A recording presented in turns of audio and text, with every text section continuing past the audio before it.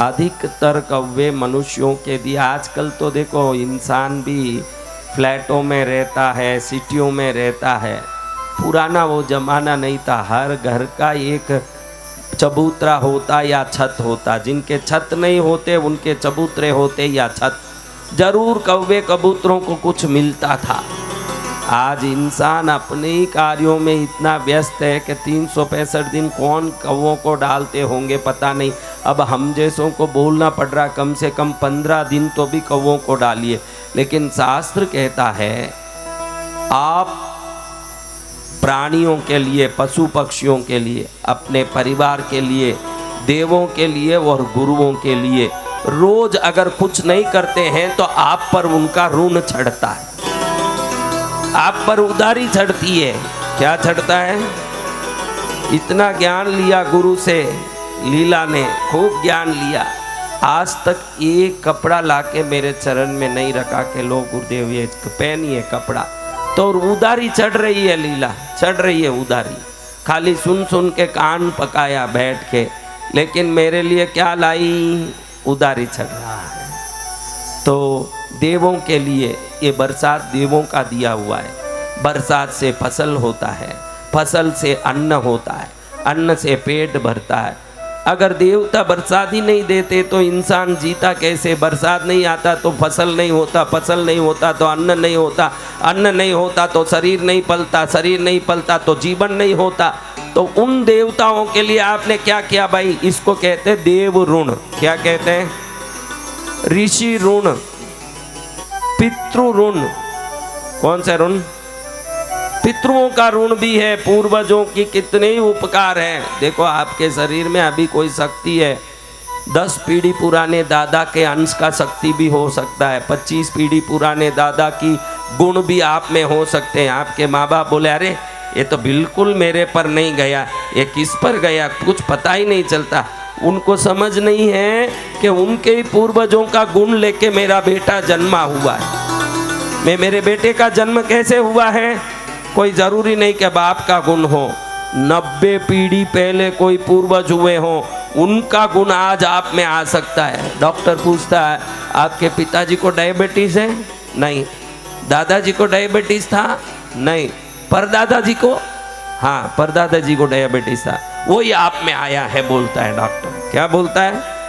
ऐसे कैसे doctor? Hereditary है। क्या है? बीमारी हेरिडिटरी है तो शक्ति भी हेरिडिटरी है, गुण भी हेरिडिटरी है, जितनी चीजें हैं सब हेरिडिटरी है, उनके दिए हुए हैं। उनका दिया हुआ ले लिया भाई, उनको वापस क्या दिया? हमारा दिया कुछ तो ये उधारी लेके घूमोगे, ब्याज नहीं बढ़ेगा। तो पूर्वजों की उधारी चुकानी पड़ेगी, देवों की उधारी चुकानी पड़ेगी, गुरुओं की उधारी चुकानी पड़ेगी। इस संसार में हो, आप बोलोगे हमारे ये पशु पक्षियों से क्या लेना देना? अरे ये पक्षियाँ फल खा के बीज उधर उधर नहीं डालते तो आज इतने वृक्ष उत्पन्न हो जाते जिससे फायदा उठा रहे हो।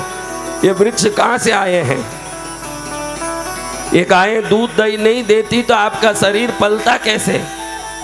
आप क्या बंसीलाल जी मांस खाते हो, अंडा खाते हो, फिर भी मजबूत दिख रहे हो, कूद रहे थे कल तो 3-3 फुट ऊंचे, कैसे आया ये शक्ति? गौ माता का दिया हुआ दूध दही घी की कृपा है। तो उस माता के लिए हम थोड़ा एक मुट्ठी घास भी डाल देते हैं तो वो ऋण चुकता है।